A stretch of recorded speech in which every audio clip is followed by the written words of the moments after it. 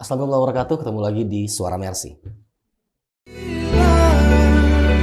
Larut dalam duka,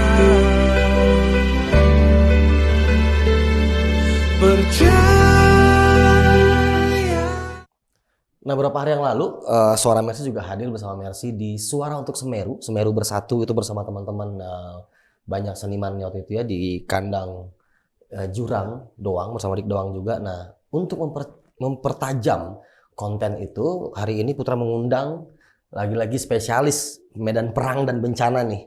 Ada Kak Ita Muswita. Kak, sehat ya? Alhamdulillah. Ini yang kedua kali loh Kak. Ya, Kita kali kedua ya. Kali kedua di ruangan ini. Ya. Tapi ini langsung benar-benar masalah erupsi Semeru.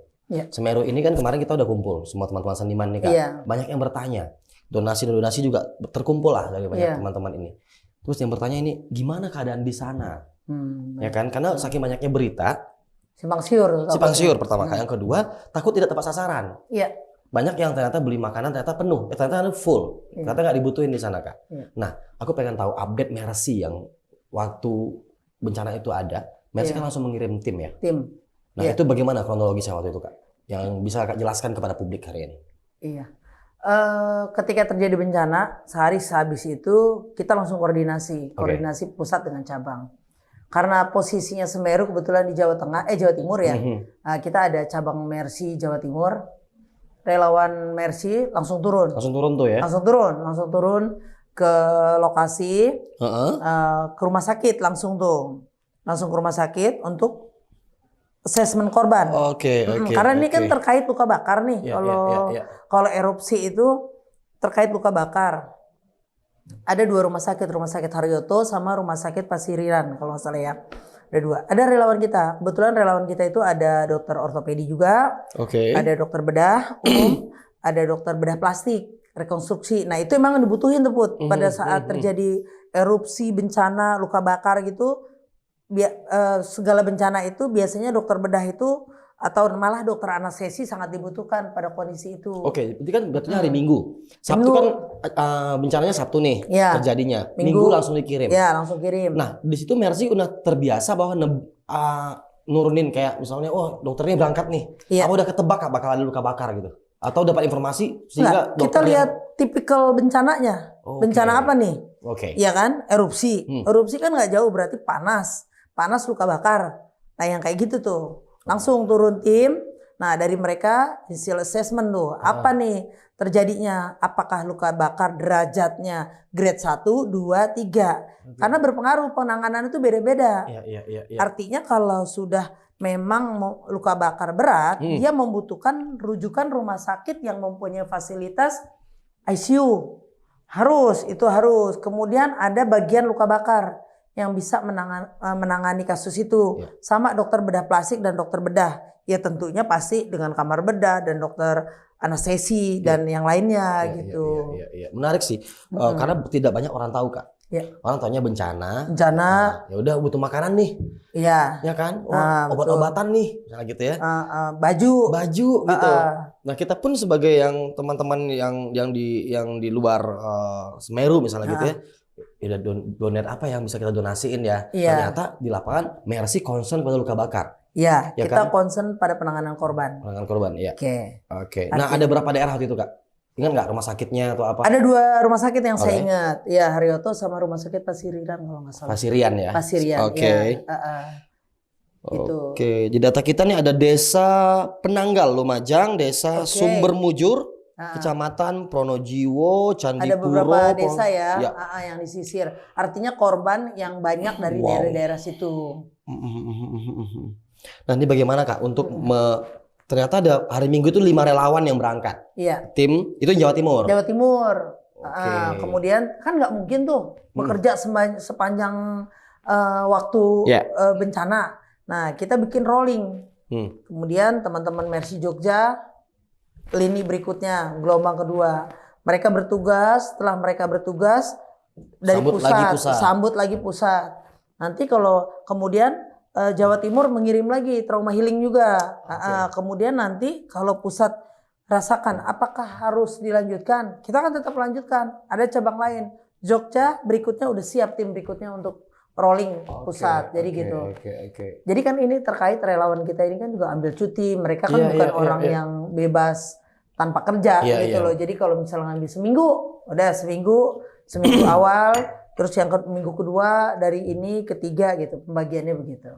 Oke, emang butuh estafet yang harus sampai karena sekarang Spartan nih, sampai sekarang ya. Sampai sekarang nggak mungkin satu tim itu terus nggak bisa. Dalam bencana nggak boleh. Oke, sebelum Putra masuk ke logistik dan bicara tentang luka bakar dan penanganannya, bagaimana keadaan hari ini tuh Kak terupdate? Kan kemarin sebelum atau lagi bencana, Mercy turun lah. Nah semua orang tahu lah Kak bahwa pasti ini akan evakuasi dulu lah, ya kan? Mungkin nanti ada bangunan-bangunan yang terus evakuasi korban dan lain-lain. Pasti semua sama. Semua lembaga apapun yang turun pasti membantu itu. Nah, Mercy dari bencana sampai H plus, itu kan? Updatean sekarang itu bagaimana? Yang sehingga nanti kita tahu nih Kak, kita butuh ini ya. Oke. Dari awal ya, teman-teman melakukan assessment, melakukan operasi. Ada total kurang lebih 14 operasi yang dilakukan. Nggak hanya Mercy termasuk dalam tim itu, artinya kan tidak berdiri sendiri dalam suatu tindakan. Kemudian teman-teman menyisir daerah-daerah bagaimana kita istilahnya itu jemput bola. Apakah masih ada korban-korban di sekitar yang belum tersisir. Nah itu kemudian dilakukan pengobatan jemput bola. Sampai tadi pagi ya saya masih dapat update teman-teman ke daerah yang udah ada eskavator ya untuk ngeruk gitu kan, untuk ngeruk di mana itu kalau kita lihat lumpurnya pasirnya sama rumah penduduk tuh hampir sama tinggi. Bisa kebayangkan? Bisa juga di situ ada korban yang belum terangkat. Kita nggak tahu kalau udah sekian hari mungkin juga meninggal. Nah, ini belum ada laporan nih teman-teman. Jadi teman-teman masih mendatangi daerah-daerah yang terdampak tapi takutnya tuh masih ada korban di situ. Ya kan kalau kita tahu aja kemarin aja kucing-kucing tuh masih bisa dievakuasi berhari-hari. Nah, ini korban ini yang kita takutkan anak-anak, orang tua. Ini kan biasanya yang paling lemah nih dalam bencana nih. Kalau orang muda sehat dia bisa melarikan diri, tapi orang tua dan anak ini korban yang paling banyak dalam satu bencana gitu. Oke. Kalau dari data terakhir yang Putra tim kreatif pegang itu kan emang banyak sekali. Ada ini belum update hari ini Kak ya. Pada beberapa hari yang lalu 14 jiwa meninggal, 96 jiwa luka-luka. 2 jiwa masih hilang, kita belum ini. 17 titik pengungsian di 3 kecamatan. 17 desa terdampak abu, 5.200 jiwa terdampak, terus ada 1.200 jiwa mengungsi. Dan itu cukup banyak ya, cukup banyak untuk itu cukup banyak itu beberapa hari yang lalu ya Put. Nah berjalannya waktu kita nggak tahu tuh korban yang kemarin dirawat membaik atau malah memburuk, bisa jadi korban bertambah, ya kan? Kemudian yang kita ditangani awal, apakah tertangani dengan baik atau malah jadi infeksi, ya kan? Kita nggak tahu nih pasien-pasien ini kan ketika ada bencana kita nggak pernah ada screening. Ini ada pasien korbannya misalnya mempunyai penyakit kencing manis, ada darah tinggi, ada apa? Apakah sekian hari tidak berdampak sama mereka? Nah itu kan perlu terus digali teman-teman. Makanya fungsinya teman-teman di lapangan ini bergilir menggali itu. Apakah berdampak nih sama pasien korban-korban bencana? Gitu. Jadi kalau bisa jadi kalau misalnya korban tadi berapa hari yang lalu misalnya meninggal sekian, bisa jadi ada penambahan. Bisa jadi yang hilang pun menjadi korban. Nah, itu makanya dalam bencana itu kita perlu tuh prosesnya tuh nggak secepat itu juga dan nggak bisa update sekarang berapa nih? Kemarin hari ini hari kemarin sekian yang meninggal, hari sekarang bisa aja bertambah. Bisa jadi sih kayak. Nah, oke. Kita masuk kepada dalam bicara tentang emang kasus luka bakar berat masih membutuhkan penanganan. Hasil dari asesmennya mengatakan bahwa teman-teman Mercy di sana memberikan hasil kasus luka bakar berat masih membutuhkan penanganan lanjutan sehingga dibutuhkan tim bedah plastik. Keadaan di sana emang rumah sakitnya belum mumpuni saat itu kali kayak. Makanya butuh sekali itu bisa jelasin dikit nggak keadaan yang sehingga kayak bilang tadi Put, ini bedah plastik itu beda loh. Di cangkok itu apa sih namanya itu? Iya, gini. Kita dapat gini, ada namanya skin stapler. Itu alat itu bisa digunakan. Jadi gini Put, Hah. kalau luka bakar itu ada beberapa grade, Iya. ya ada beberapa grade. Pada grade yang dimana sampai ototnya itu hancur, artinya kebakar, itu membutuhkan cangkok daging dari bagian tubuh lain. Oh, tubuh lain. Dari Oke. pasien itu tentunya. Iya, Apakah di muka misalnya kena ataukah di sini kena, nanti dicangkok dari sini. Flap namanya. Nah itu butuh alat skin stapler. Nah kemudian siapa yang mengerjakan? Dokter bedah atau dokter bedah plastik. Biasanya diarahkan ke dokter bedah plastik. Oke. Untuk diberi demang namanya pembersihan luka itu butuh dokter bedah, kemudian dokter anestesi. Karena nggak mungkin tuh korban-korban dengan luka bakar itu orang awan dilehin lah, kulitnya dibersihkan itu tanpa di bawah anestesi. Itu sangat sulit karena sakit sekali. Kayak diamplas gitu kayak. Betul, kayak diamplas, kebayang kan? Diamplas terus dicuci. Nanti sampai timbul darah lagi. Nah, karena dokter tuh mau tahu tuh lukanya itu sedalam apa dalam jaringan kulit kita gitu. Oke, itu namanya skin stapler. Skin stapler itu ada alatnya. Nah, itu Mercy juga memberikan ke rumah sakit itu. Itu digunakan oleh dokter kita. Kita dapat bantuan yang akan kita gunakan untuk ngerti. pasien-pasien itu. Jadi Gitu. Mercy menurunkan dokter spesialisnya. Spesialis yang bisa sekaligus menggunakan ada juga alat-alat itu yang dibawa ke sana. Iya, betul. Kan mahal Kak ya? Obat-obatannya kan mahal tuh Kak?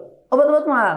Nih, pada luka bakar itu kemarin tuh ketika kejadian, Jogja bilang Kak kita cuma dapat segini. Pusat harus cari dong. Ternyata obat-obat di Jakarta juga udah diborong sama tim kesehatan lain. Obatnya kayak gimana sih Kak? Namanya atau jenisnya Ya seperti apa? kayak kalau orang awam bilang Burnazin ya, yang sering dipakai untuk luka bakar. Satu pasien aja bisa membutuhkan, kita tergantung grade-nya tuh. Kalau misalnya pasiennya kan setiap hari tuh dia harus diganti balut. Jadi misalnya lukanya segini, ya kan? Lu udah dikasih Burnazin dibalurin 1 cup itu. Mungkin harga 1 cup ya 100.000 atau berapa saya nggak tahu ya. Kalau satu pasien bisa 4 cup sekali ganti, besok 4 cup, berapa lama pasien itu kan tetap harus sampai granulasi pertumbuhan jaringannya bagus lagi. Nah itu bisa dihitung deh dalam kalkulasi deh gitu ya. Nah itu yang bukan kendala sih, saya bilang kalau saya sih selalu yakin ya, insya Allah kalau kita ada usaha pasien-pasien itu tertolong. Yang penting suplai obatnya kita dari pusat harus kuat untuk ke pasiennya, dan pasien nggak boleh setengah jalan penanganannya berhenti karena bisa cacat seumur hidup. Luka bakar itu bukannya lucu ya, jadi gini, misalnya luka bakar di daerah gerak, dia nggak hanya butuh dokter sampai menyembuhkan kulit, tapi fisioterapi. Artinya pasien misal di anggota gerak di leher, dia harus tetap dilatih begini. Siapa yang latih? Dokter rehab medik, fisioterapi. Kenapa kalau nggak dilatih? Nanti dia akan diam aja begini. Nanti kaku. Nah, makanya kalau luka bakar, pasien butuh digerakin. Jadi komprehensif tuh sebenarnya. Dokter bedah, dokter anestesi, kemudian dokter rehab medik, fisioterapi. Pasiennya sendiri harus yakin bahwa dia harus mau ada keinginan untuk sembuh. Pada perempuan, Putra, contohnya kita pada perempuan, luka bakar sedikit aja akan menimbulkan trauma dong. Ya kan? Sekarang kalau misalnya sekujur tubuh bisa dibayangkan. Nah, kita tuh total banget kalau nanganin yang kayak gitu tuh total. Jadi kan kalau dokter Jose bilang nih ya, guru-guru kita juga selalu bilang, seandainya kamu dapatkan korban, rawat dia sebagaimana kamu merawat orang yang kamu paling sayangi. Bayangkan? Kalau tuh ibu-ibu, ibu kita, bapak kita. Kalau kakak, gitulah gitu. Jadi kalau mau total, rawat ya total. Nah, jadi sabar, pasiennya pun harus sabar. Kitanya pun menghadapi korban yang begitu kan. Kadang-kadang korban tengah pengobatan frustasi itu. Udah pasti dia ngerasa nanti mukanya akan berubah itu. Gitu. Jadi kalau dibilang obat ya memang harus total nih pengobatan kita. Bayangkan kayak ada data 96 jiwa luka-luka dan bisa kita kategorikan ini luka bakar. Iya bisa. Karena erupsi Semeru ini ya. Bisa. Nah, Putra ambil kalkulasi setengahnya aja yang berat. Misalnya 50 orang. Nah, itu kan biayanya besar sekali ya. Besar banget. Belum lagi kebutuhan skin stapler itu tadi. Ya. Butuh dokter spesialisnya berapa orang? Butuh obat anestesi nanti.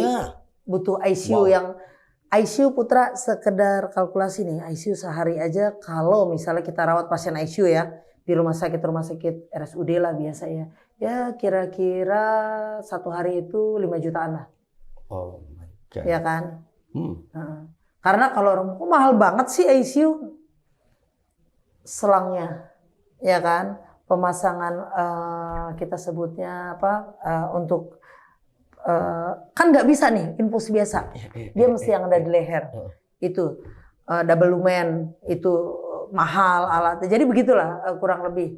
Nah, kebayang kalau itu rumah sakit tipe C atau B tapi masih subsidi, kebayangkan kebutuhan kos mereka untuk satu pasien aja berapa? Nah itu yang harus kita support juga. Iya. Karena memang sangat jelas justru kalau ini kan bencana, kalau bencana yang lain kan masih misalnya maaf nih Kak kayak tsunami, ada yang tulang, ya kan, ada yang kulit gitu. Nah ini kan Semeru ini kayak hampir rata-rata. Kakak bilang tadi luka bakar. Rata-rata. Nah, harusnya ini di blow up dong. Blow up gini, biar masyarakat juga ngerti Kak. Yang mau donate kita yang mau donate semua ini tahu ternyata yang dibutuhkan tuh itu loh. Ya kan? Karena kita hampir menyamaratakan wah bencana nih pasti butuh maaf mie instan, Indomie, pakaian gitu kan. Gitu ya. Nah, jadi informasi ini sangat penting buat masyarakat, buat teman-teman bahwa apalagi yang Kak Ita bilang tadi. Kita udah ketebak di awal jenis musibah yang bencananya seperti apa, kita langsung tanganin seperti itu dan data hasil asesmen terakhir juga begitu bisa jadi bertambah. Nah, beberapa kasus membutuhkan rujukan ke rumah sakit dengan fasilitas burn unit. Iya, unit luka bakar. Artinya gini, tidak semua rumah sakit mempunyai burn unit. Kalau di Jakarta misalnya rujukan yang biasa dirujuk Pertamina, ada burn unitnya bagus. Dari dulu terkenal. Jadi banyak rumah sakit bisa, tapi apakah mempunyai unit yang khusus itu? Enggak. Nah, kenapa pasien ini harus kita rujuk itu untuk supaya korban tidak bertambah. Yang sudah jelek harus menjadi membaik. Ya kan kita nggak ingin dengan fasilitas, tentunya dengan fasilitas yang tidak memadai, korban tidak tertangani dengan baik. Nah itu yang kita butuhkan. Nah rujukan ke rumah sakit itu jauh nggak? Kalau biasanya tergantung. Jadi rumah sakit rujukan tipe A. Jadi masing-masing provinsi punya rumah sakit tipe A. Kayak kita misalnya rumah sakit besar di sini ada. Jadi kalau rumah sakit perifer merujuknya fasilitasnya yang penting ada burn unit aja. Oke. Burn unit itu ada perawat, ada fasilitas yang setiap hari untuk ganti balut yang sudah terbiasa, ganti perban pada pasien-pasien luka bakar. Kalau Putra pernah ngelihat ke ruangan burn unit itu setiap pagi kalau ganti bakar itu nggak heran kalau pasien itu menjerit-jerit. Ya karena kan lukanya udah mau sembuh, bukan mau sembuh, udah tumbuh lagi tapi harus dibersihin lagi. Terus saja setiap hari. Nah itu. Biar nggak infeksi juga kan kayak Biar nggak infeksi, pasiennya juga butuh obat penahan sakit. Gitu. Bayanglah gitu. Nah memang yang kita butuhkan nanti edukasi ke masyarakat luas, terutama orang yang mau nyumbang. Jangan berpikiran cuma kan Mercy juga banyak tuh terima enggak baju bekas layak pakai atau ini ya sebenarnya pasti di sana butuh. Tapi untuk saat ini kita concern pada pengobatan pasien dulu. Ada skala prioritasnya Kak ya. Ada ini skala yang penting prioritas. banget gitu dan ini dibutuhkan sekali. Urgensinya sekarang apa gitu. Iya, karena kemarin kalau lu ya ingat ya kita acara itu kan donate sama barang-barang teman-teman seniman gitu kan Kak. Kita juga ikut tuh. Kan lihat tuh pada bingung. Ini mau kita beliin apa ya? Nah ternyata entah gampang nih. Kita coba tanya Mercy langsung deh gitu. Nah, makanya kita minta waktu Kak Ita hari ini untuk ngebedah biar obrolan kita ini bisa dicerna oleh teman-teman yang lagi bikin program-program donate di luar sana. Nah bisa mudah-mudahan Kak Mercy mampu menerjemahkan ini Kak. Kebutuhan-kebutuhan karena sana. Begini banyak yang telepon ke Mercy bahwa bagus sih saya punya ini. Tapi saat ini yang kita butuhkan tuh dana. Jadi kita bisa belikan sesuai dengan kebutuhan yang ada di lapangan.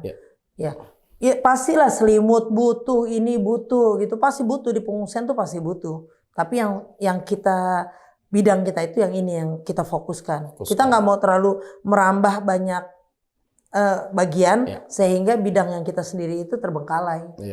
Kan kita Mercy juga nggak sendiri Kak ya. Iyalah pasti elemen lain banyak. Ada yang juga ngurusin perumahannya. Rumah makan. Soalnya orang Indonesia tuh baik-baik lah kalau orang yang baik hati ya masyarakat. Kita nomor satu sih untuk hal-hal yang karena itu ada yang kita tadi gerus tanah dulu kan. Itu udah ada juga yang ngurusin itu. Nah, dokter berapa orang itu dokter bedah yang Kak kirim yang Mercy kirim Kak? Dokter bedah yang kirim dokter bedah plastik yang jelas pada dokter bedah umum sama dokter ortopedi. Nah, Kakak masih ingat nama-nama beliau? ingat Oke. Dokter Hardian, Dokter Nova, Dokter Krisna, mungkin nanti Mercy selanjutnya bagaimana kelanjutan setelah ini Oke. mungkin akan mengirimkan lagi dokter-dokter yang lain sesuai dengan yang dibutuhkan. Mungkin juga nanti dokter rehab medik kan bergiliran tuh, nggak bisa langsung set semuanya datang. Oke. Gitu, dokter rehab medik, dokter anestesi kalau dibutuhkan. Itu yang selalu di Iya, karena mereka harus rolling dari Dia berbagai. bekerja di luar itu kan Iya, juga punya betul. schedule kayak. Betul. Dan ini yang membuat pusing seorang Ita kali ya.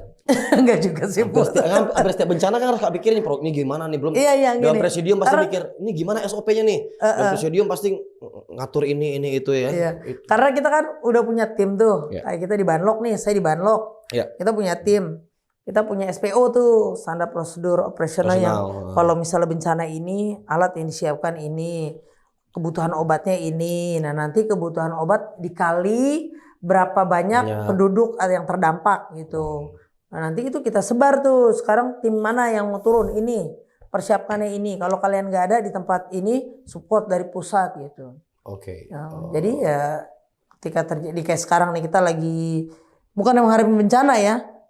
Semeru, Merapi udah mulai, ya kan? Belum lama ada lagi gitu. NTT dan Banyak. Oh. Tapi kita harus fokus dulu nih. Iya. Ini dulu. Selesaikan ini. Selesaikan dulu. Iya. Jangan setengah-setengah ini nggak selesai ini juga nggak beres ini nggak sembuh ini malah Siku capang siku capek. Kadangnya keluar. siku tabang siku lape. Iya. Nggak ada yang kepegang kan? Nggak ada yang kepegang. Akhirnya. Nah, terus how about mobile clinic? Mobile klinik ya. Itu gimana? Mobile klinik itu kita ada 2 tim. Sekarang nih yang sekarang ini. Biar putar ngerti nih Kak. Mobile clinic ini apa sih gitu? Kalau orang awam jemput bola. Oke, nyebut bola ya, tadi. Jemput bola. Nih dusun sini, dusun sini, dusun sini. Nah, kemarin 2 hari yang lalu ini udah dikunjungi misalnya. Oke, berarti 3 hari kemudian kita harus visit dong. Yang dikunjungi itu membaik nggak? Kemudian di sini ada kasus baru nggak di sini? Teman-teman tuh dibagi di timnya. Jadi satu tim itu ada dokter, ada perawat, ada driver, ada logistik. Oke. Tuh per tim tuh. Dengan bawaan logistik obat-obatan yang tentunya udah kita perkirakan ya. Nah gitu. Nanti hasil dari mereka laporan ke pusat. Hari ini mobile klinik ke daerah ini. Dampaknya ini biasanya disertakan sama foto-foto. Kemudian korbannya yang udah ditangani ini, kemudian ada lagi korban ini gitulah laporan harian. Oke. Itu yang disebut mobile clinic. Mobile clinic. Jadi kita yang jemput bola. Karena kan nggak mungkin pasien, orang tua atau anak-anak mendatangi pusat itu, nah itu sangat sulit.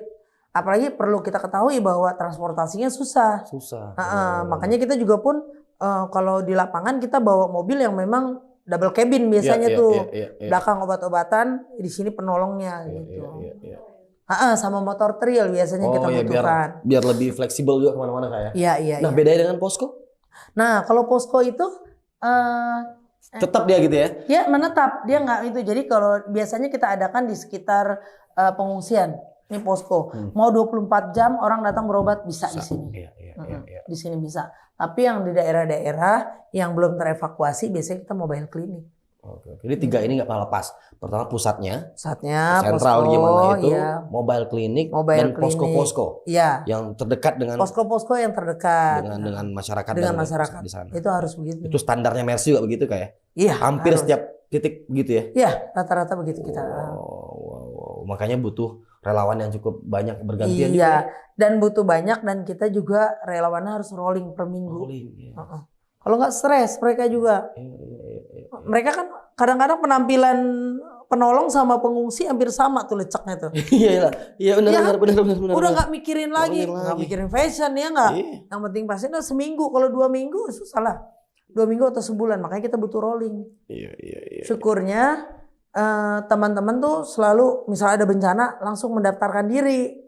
Jadi saya siap minggu ini, saya siap. Jadi nanti bagian pusat tinggal ngeliat, oh ya minggu ketiga ini udah siap ini. Jadi tim lanjutannya udah ready gitu. Oke. Setelah bencana, treatment apa? Biasanya pasca bencana nih Kak. Biasanya pasca bencana ini apa sih yang harus dilakukan?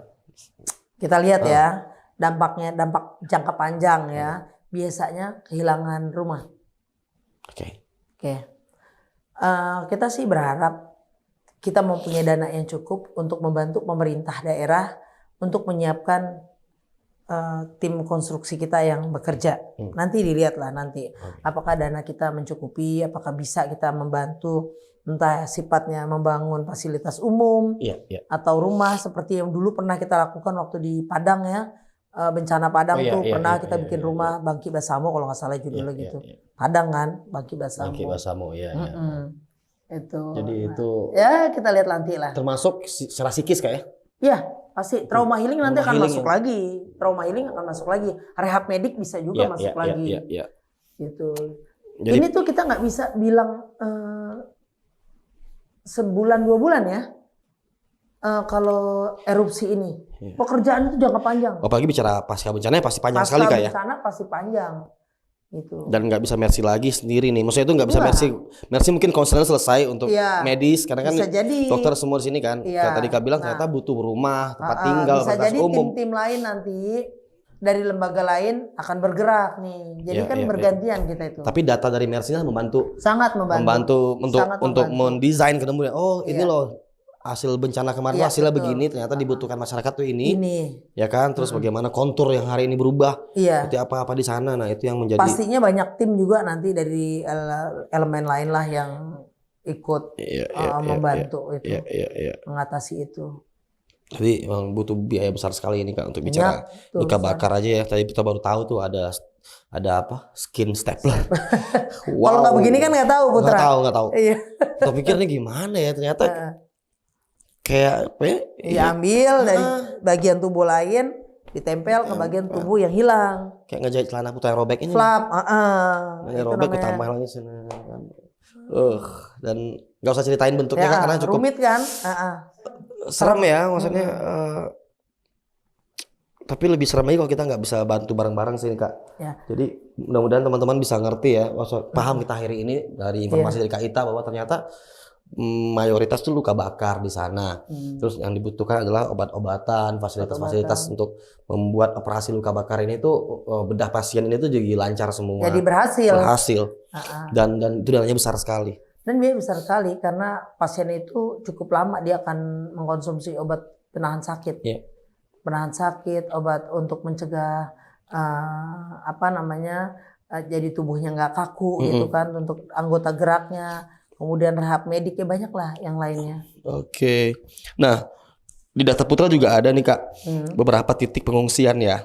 Desa Sumberwulu, Dusun Kamar ini di titik ada 300 warga yang mengungsi. Wow. Bayangin Kak 300 warga, 300 warga. Satu tempat doang baru itu. Putra pernah nggak ke daerah pengungsian? Pernah sih Kak. Pernah ya. Tapi nggak yang segede gini. Oke. Nanti kita bisa lihat nih. Sekarang nih masih aman nih yang kayak gini. Yang dekat nih Mas Bogor, Kabupaten Bogor tuh dekat lokasi itu kan. Tapi nggak segede inilah yang longsor biasa gitu. Longsor biasa. Nah nanti akan ada penyakit-penyakit lain tuh. Yang nggak bisa tidur, kemudian diare, kena flu flu semua. MCK-nya bagaimana? Itu kan renten tuh. Cuman kalau kita ngomong gara-gara Semeru, tapi kita nggak lihat efek yang lainnya gitu loh. Dan itu tuh dalam 2 minggu, 3 minggu tuh biasanya udah kelihatan lagi tuh, timbul lagi penyakit ini. Benar sih Kak. Jadi concern memang luka bakar. Tapi begitu di pengungsian banyak lagi penyakit-penyakit lain. Yang nggak terluka bakar nih. Justru juga punya mungkin dari awal dari stres. Flu. Nggak bisa tidur desek-desekan kan gitu kan. Diare lah, yang satu flu semuanya. Itu banyak renten efek dari satu bencana itu banyak. Nah, kenapa kita butuh tim mobile, kemudian kita butuh selalu ganti shift dari ini. Nah, sampai kita rasa fasilitas kesehatan atau Pemda bisa mencakup atau puskesmas sudah bisa berdiri sendiri melayani warga. Karena kan petugas puskesmas bukan yang nggak mau melayani, mereka juga korban. Orang rumah sakit korban juga. Jadi kita yang dari luar sementara menggantikan tugas mereka sementara. Kalau mereka sudah bisa berjalan leading lagi bagus, pelan-pelan biasanya LSM atau lembaga-lembaga narik diri. Kalau dirasa sudah tercover oleh mereka. Dan kita nggak tahu itu kapan bisa terjadi. Kita berharap sesegera mungkin kan. Nah, gitu. di lapangan nih Kak. Kan seperti Semeru nih, erupsi kan. Pemerintah daerah kan juga akan berpikir, ambil tindakan, sikap. Dokter-dokter yang tidak terkena pasti ngambil sikap juga. Nah ini bagaimana sistemnya kok bisa remersi ya? Jadi ini ya? Jadi gini. Nah itu gimana caranya itu Kak? Biar nggak tumpang tindih? Biar nggak tumpang tindih. Jadi kalau dalam satu bencana ada namanya Satkorlak, Satuan Koordinasi Pelaksanaan Anti di Lapangan. Jadi kita lapor diri tuh. Nggak bisa main nggak kulonumon, kita harus masuk. Iya, nggak bisa dari bikin tenda mercy gitu ya? Nggak bisa. Kita udah punya sistem.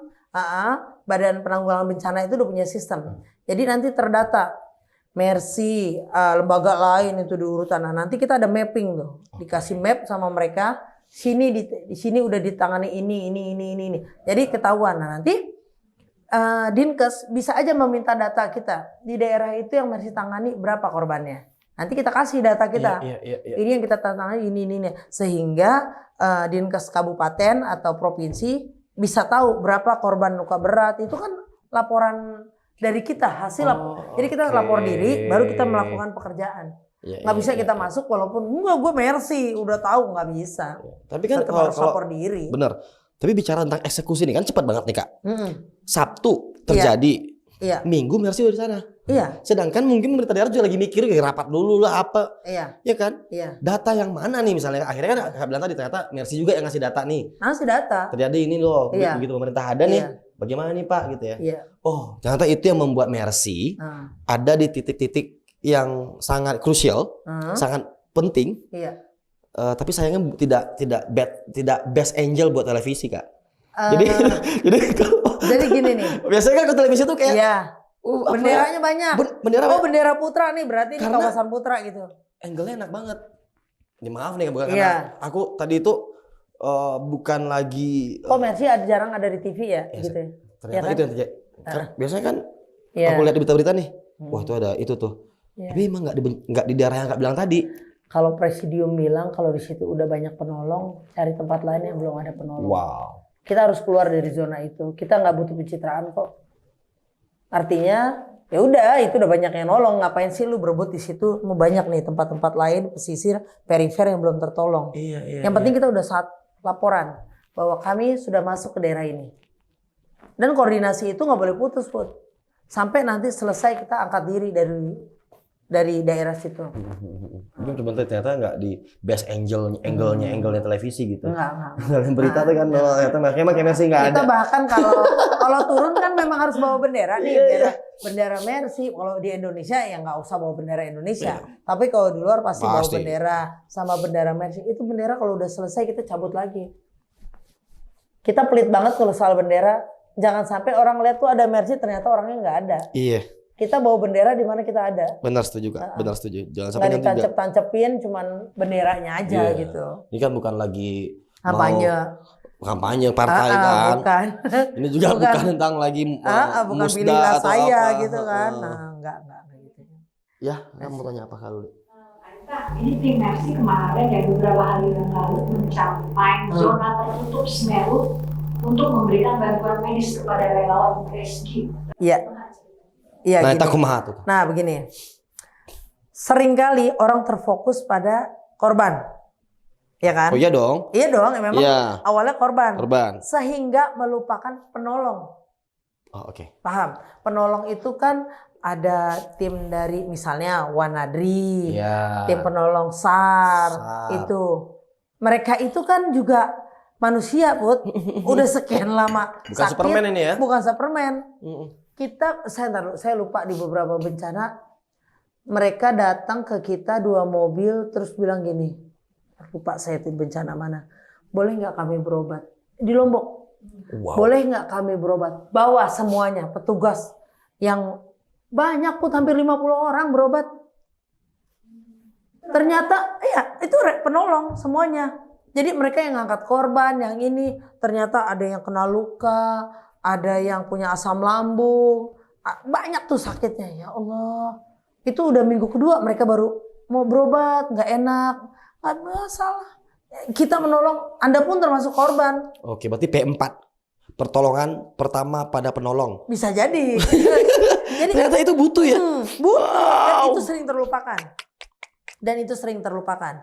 Kalau teman-teman di lapangan ya artinya karena kita sering ketemunya kan di lapangan lagi ya. Jadi udah tahu lah, udah welcome banget. Anda mau berobat kapan aja, kita di posko siap 24 jam gitu. Nah kita biasanya tuh mencari tuh, ada nggak teman-teman yang punya masalah kesehatan, masalah apa. Kadang mereka juga mau ngaku nggak enak, sedangkan mereka ditugaskan memang untuk menolong korban, padahal secara mereka juga korban gitu. Iya. Jadi, Iya, namanya apa, pelatihan. Itu tertutup apa tadi namanya?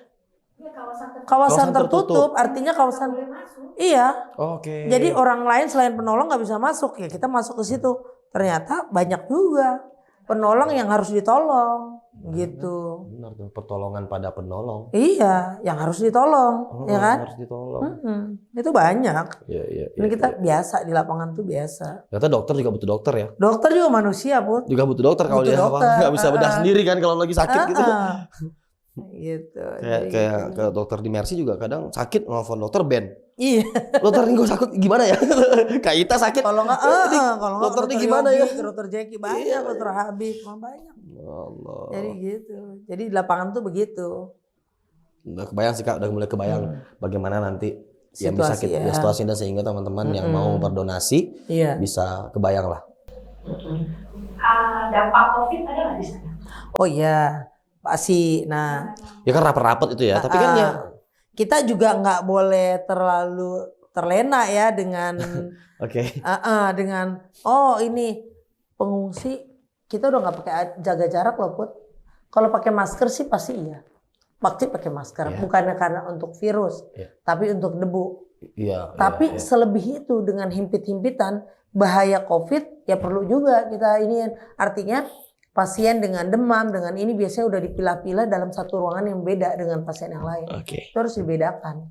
Itu biasanya teman-teman di lapangan udah tahu. Kalau pada saat-saat pandemi ini kan kita masih dalam, walaupun kasus sudah menurun ya. Walaupun kasus sudah menurun kita juga tetap harus waspada itu. Nah, apakah itu masuk dalam RHA? Rapid Health Assessment itu di awal langsung dites? Enggak. Pada saat awal kita nggak tes itu. Tapi ketika pasien udah bergejala, biasanya udah ada pemilahan. Nggak mungkin semua pasien kita colok untuk itu nggak bisa. Sekarang kita butuh waktu cepat untuk evakuasi mereka. Nanti ketika sudah mulai ada gejala, mulai ada pemilahan. Pasien yang ini dengan ini gitu. Udah mulai ada pemilahan gitu. Itu sistem itu cuma dilakukan oleh Mercy atau udah umum dilakukan? Biasanya kalau pada saat pandemi umum dilakukan. Kalau nggak bencana kayak sekarang? Mercy yang lakukan gitu. Iya, pasti. Udah pasti. Kita turun waktu terakhir waktu pandemi kita turun di mana ya? Itu kita bawa rapid antigen. Kita bawa berapa box. Kita juga nggak mau konyol karena kita juga penolong juga. Jangan sampai kita di karantina kan karena kita positif gitu kan. Gitu juga terhadap pasien yang kita tolong kita random. Kalau nggak mencukupi kita pakai sistem random. Jadi dari 5, 2 yang diambil sampel. Itu random. Kadang sistem random aja kita cukup ngedapetin, misalnya kita dapat 30% dari random. Waduh, gede nih gitu nilainya. Kita ambil sikap langsung tuh. Udah langsung ambil sikap. Ini bagaimana nih solusinya gitu ya. Bagaimana nanti solusinya gitu. Oke. Dan masyarakat harus mau nerima itu. Iya. Wow, ada 2 rumah sakit Kak ya, yang Haryoto dan Rumah Sakit Umum Daerah Pasirian saat itu. Pasirian ya. Yang lagi kita konversi concern di sana. Iya.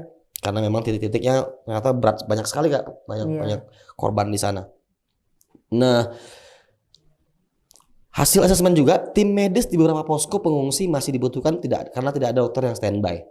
Waktu itu. Sekarang sih kayaknya makanya diisi oleh teman-teman Mercy. Karena kita tahu mereka pun jadi korban. Dokter itu pun jadi korban.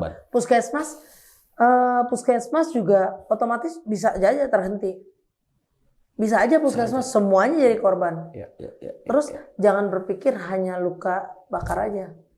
Pasien kencing manis, pasien darah tinggi yang harusnya kontrol, pasien kontrasepsi Put. Nah itu apalagi tuh? Pasien usia subur yang harus suntik KB. Oh begitu. Iya. Ini rentenan loh. Jangan orang berpikir gini, enggak, dampaknya itu banyak.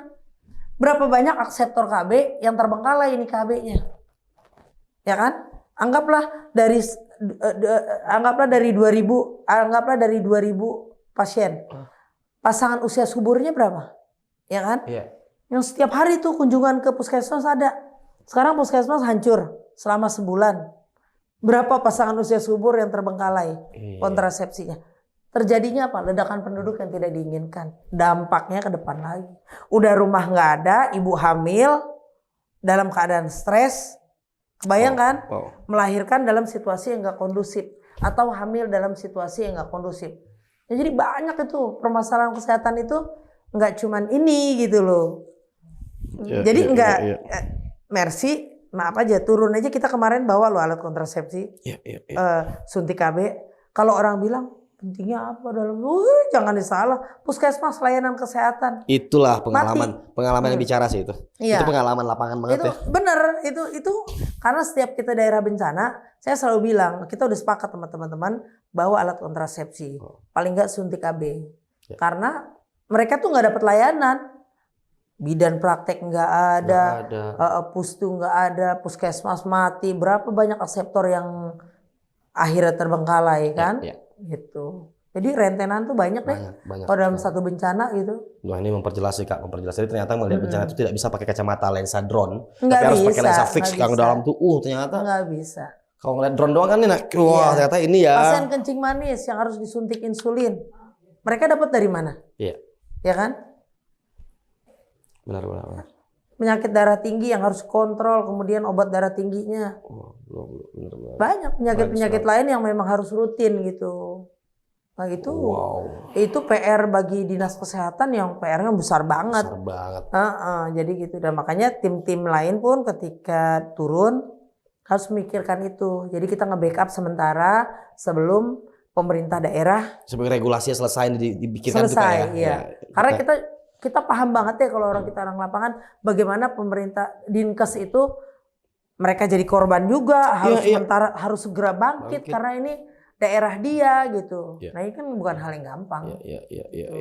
Terus ini kan menyangkut dana besar juga kan Kak. Banget. Nah ini punya negara misalnya. Iya betul. Ini nggak bisa ngasal juga ngurin uang gitu malah. Betul. Nggak bisa juga jadi ajang malah untuk maaf nih udah bencana malah korupsi lagi gitu kan. Akhirnya paling sedih banget. Paling sedih banget. Ya itu yang bilang kalau di lagu Ebit tuh gitu Kak, dikatakan ya kita masih telanjang dan benar bersih itu. Ternyata kalau kita bisa berpikir sejenak lebih dalam lagi, kata Kang Ebit tuh, masih ada tangan-tangan nista di balik bencana begini. Wow itu. Nah sebelum kita tutup Kak, putar bacain sedikit hasil asesmennya. 1 minggu yang lalu nih, berapa hari 3 hari lalu lah. Kebutuhan pengungsi yang dibutuhkan adalah alas tidur dan selimut. Itu untuk personalnya mereka. Ini di luar obat-obat tadi Kak ya? Di luar obat dan fasilitas rumah sakit lah. Nah, kebutuhan logistik makanan saat ini sudah terpenuhi, alhamdulillah. Dari bantuan yang ada. Jadi untuk teman-teman untuk makanan alhamdulillah sudah cukup. Sementara ini sudah banyak bantuan yang ada di situ. Kita lagi butuh alas tidur dan selimut. Proses SAR belum selesai sehingga kemungkinan korban bertambah, benar Kak? Iya, betul. Rumah-rumah yang masih ketutup debu, tutup pasir. Nah, teman-teman SAR ini harus kita support. Itu salah satunya tadi kita mengadakan pengobatan pada penolong. Itu. Wow. Kan banyak anak kecil ya, atau balita ataupun bayi. Biasanya kan mereka nggak ASI lah ya. Ada yang nggak ASI. Nah itu gimana kebutuhan susunya, segala macam. Ini nih kalau saya boleh jujur, kita ada kontroversi ya, beberapa. Sementara ibu tuh stres. Ada ibu yang tidak bisa menyusui, tapi bayi ini memang harus pakai ASI gitu loh. Yang harus kita uraikan, ibunya bisa menyusui dengan baik ke ASI-nya tanpa anak ini putus ASI eksklusif. Ada pro dan kontra. Ada beberapa dokter bilang jangan dikasih obat susu botol gitu kan ya, kasih ASI aja. Tapi harus dilihat kondisi si ibu pada saat ini. Ibu itu stres bahkan bisa tidak mengeluarkan ASI-nya. Nah ini yang dilematik menurut saya sih ya, kita nggak bisa saklek gitu ya. Oke.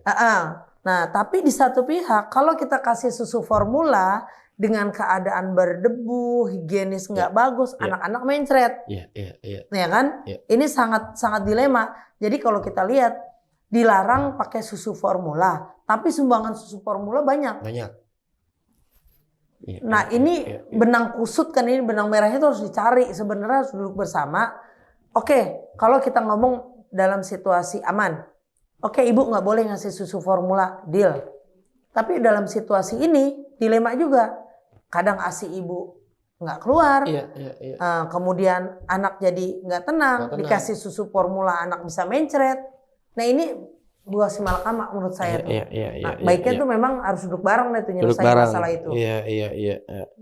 Jadi memang permasalahan itu Put, permasalahan. Nah ini kan jarang juga dibicarakan di publik ya. Maksudnya orang cuma tahu luarnya aja lah. Karena bisa detail banyak hal yang perlu. Yang tahu pokoknya anak bayi nggak boleh dikasih susu formula. Setuju saya. Tapi di satu pihak kalau daerah bencana banyak nggak bisa ngeluarin ASI. Nah ini harus diselesaikan. Gitu. Oke, harus ada satu solusi lah ya Kak. Harus ada solusi. Gimana caranya si ibunya juga. Bencana, si ibunya dulu nih. Deal. Diselamatkan stresnya nih. Betul. Si Mercy kan udah banyak juga larangan jangan pakai susu formula. Cuma dalam situasi bencana ini bagaimana solusinya nih? Iya. Wow. Nah, kita juga pada hari Selasa Kak 7 Desember serah terima bantuan alat operasi skin stapler yang tadi ya ke Rumah Sakit Dr. Haryoto untuk operasi cangkok kulit. Cangkok kulit pasien luka bakar korban erupsi. Oke, ngerti. Nah teman-teman, ternyata dari obrolan bersama Kak Ita ini kita ngerti sekali sekarang bagaimana memandang suatu yang terjadi pada suatu bencana, terus apa yang terjadi di dalamnya, detailnya seperti apa. Ini yang membuat kita lebih jeli dan lebih tepat sasaran untuk berdonasi ya. Jadi ternyata kalau dipikir-pikir lebih gampang adalah donasi uang sih Kak. Donasi uang. Biar teman-teman Mercy yang ngerti ini kita diapain tahu teman-teman medis. Kita tahu memilah-milih apa yang dibutuhkan urgensinya pada saat itu. Oke. Gitu. Makasih banyak Kak Ita. Iya. Nanti setelah ini kita akan ketemu Dr. Yogi soalnya. Oh iya. Dr. Yogi itu yang spesialis tuh. Masalah kebencanaan. Iya. Pengen detailnya gimana kan? Tadi kan kalau tadi buka perban aja putar udah ngilu. Dr. Yogi nggak tahu nih ngilunya seperti apa. Karena beliau pasti akan lebih detail lagi nih. Ya tentang luka bakar. Bisa menjelaskan lebih jelas lagi tuh tentang prosedurnya Dr. Yogi. Makasih banyak Kak Ita. Ditunggu update berikutnya. Ya siap. Biar masyarakat teman-teman tahu terjadi perkembangan seperti apa ya Kak ya. Iya. Sehat-sehat terus. Iya. Oke. Doain juga tim yang di lapangan. Amin, semoga dilancarkan semua dan disehatkan. Amin. Ya, jangan sampai diluruskan niat yang penting buat tetap istiqomah. Benar. Ya kan? Kayak ingat kata Toyib nih aku nih. Yang penting happy katanya. Iya, penting happy. Dalam menolong tuh harus happy. Ikhlas aja gitu. Iya. Nothing tulus kita melakukannya. Luar biasa seorang Ita Muswita. Sampai ketemu lagi. Assalamualaikum warahmatullahi wabarakatuh. Waalaikumsalam warahmatullahi wabarakatuh.